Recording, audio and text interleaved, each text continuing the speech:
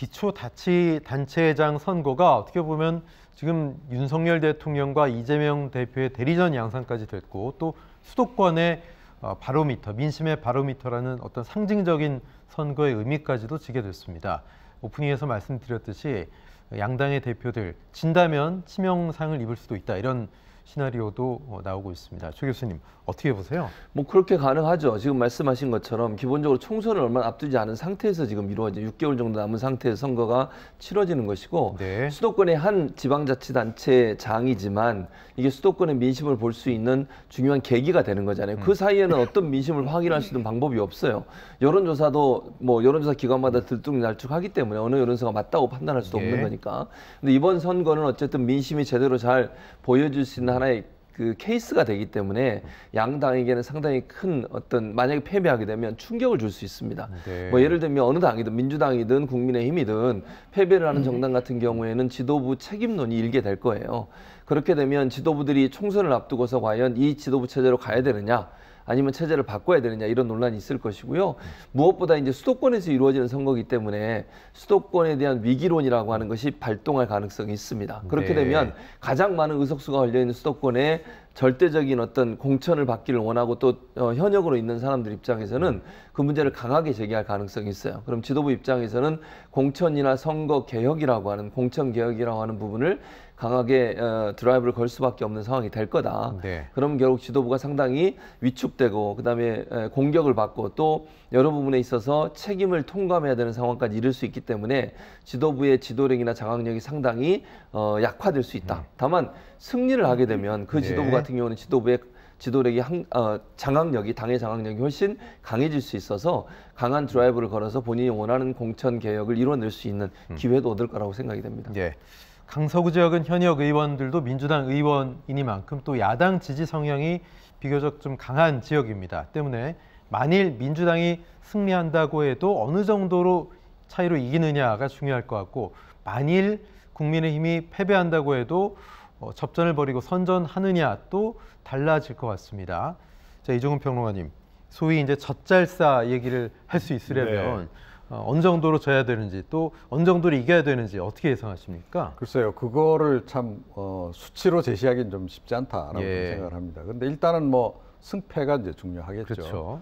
어찌됐건 뭐 적은 표차로라도 이기면 이긴 게 확실하기 때문에 뭐 이긴 쪽은 잔치집이고 이제 진 쪽은 완전히 이제 초상집, 이렇게 이제 극명하게 이번 같은 경우에는 갈리지 않을까, 이렇게 예상이 좀 되고 있고요. 대체로 지금 뭐 한 10%포인트 정도 뭐 민주당이 압승하지 않겠냐, 이런 이제 예상입니다. 그런데 만약에 이제 이게 뭐 오차 범위 이내, 5% 이내 그 범위로 뭐 좀 아주 힘겹게 민주당이 이겼다라고 한다면, 그러니까 이겨도 이걸 이겼다라고 과연 봐야 하겠는가? 이제 이런 이제 그 논란이 민주당 내에서 일수는 있을 것이다. 뭐 민심이 심상치 않다, 뭐 이런 생각도 할 수 있을 것이고, 약간은 좀 이제 기대에 못 미친다, 뭐 이런 정도가 이제 되겠죠. 그래서 근데 이제 그렇다고 해서 예를 들어서 뭐 5% 미만, 한 4.5% 포인트로 졌다, 예를 들어서. 그런데 국민의힘이 그렇다고 해서 분위기가 잔치 분위기로 갈 수 있느냐? 그것도 아니라는 거죠. 그래서 어찌됐건 승패가 이번 같은 경우에는 가장 중요할 수밖에 없는 그런 국면이다, 이렇게 생각합니다.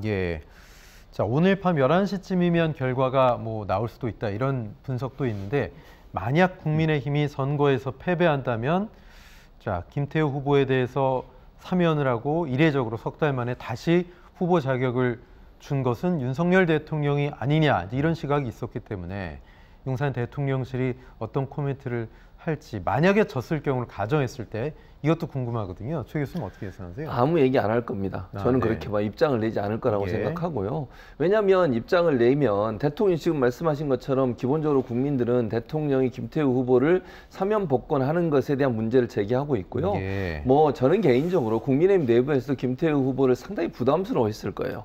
만약에 대통령이 사면 복권 안 했다면 김태우 후보가 다시 후보가 될 수 있었겠습니까? 지금 치러지는 재보궐선거의 원인 제공자가 누굽니까? 김태우 후보입니다. 그분을 다시 사면 복권을 해서, 그것도 대법원 판결이 나온 지 몇 달 되지도 않은 상태에서 그렇게 했다고 하면 실제적으로 이 선거는 대통령이 직접 개입했다, 이렇게 국민들은 이해할 수 있는 거예요. 근데 만약에 패배를 하게 되면 그 책임에서 자유로울 수 없는 대통령실, 그러나 대통령실의 지금까지 행보를 보면요, 뭔가 책임을 져야 하는 상황이 되면 아무 얘기를 안 해요. 예를 들면 대통령 장모가 그 지난번에 법정에서 법정 구속됐잖아요. 아무 얘기 없었습니다. 문제가 발생하거나 본인들에게 좀 불리한 상황이면 입장을 내지 않아요. 공격적인 상황이 있다면 입장을 내거든요. 그래서 제가 볼 때 이번에도 만약 국민의힘 김태우 후보가 패배를 한다는 가정으로 말씀을 드리면 아무 입장 내지 않을 겁니다. 선긋기를 할 거고요. 결국은 이건 뭐 당에서 한 일이지 본인 대통령실이 개입해서 물론 뭐 보이기에는 그렇게 보이죠. 그러나 국민들이 볼 때는 사면복권해서 김태우 후보가 된 것 자체를 대통령이 연관성이 있다라고 볼 수밖에 없기 때문에 그렇게 주장한다 한들 저는 책임으로부터 자유로울 수 없다고 봅니다. 그리고 대통령실을 엄중하게 봐야 되는 이유는 이번 선거는 아까도 말씀드렸지만 중간평가의 성격이 어느 정도 있다고 봐요. 그러면 윤석열 대통령의 국정 운영에 대해서 국민들이 일정 부분 부정하고 있고 거기에 대해서 바꾸라고 하는 경종을 울렸다는 사실을 인식하지 않는다고 하면 총선도 거의 비슷한 결과로 나오지 않을까 하는 예상이 돼서 이번 기회가 윤석열 대통령의 차후에 국정 운영이나 아니면 정치 행보의 중요한 계기가 될 것으로 생각합니다. 네.